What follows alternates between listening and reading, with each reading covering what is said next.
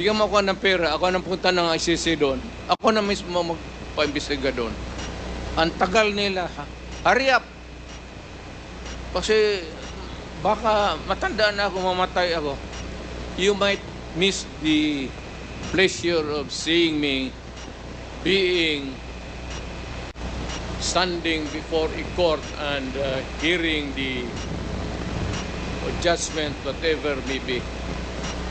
Pero ako, sabi ko, ginawa ko para sa bayan, ginawa ko para sa mga anak natin.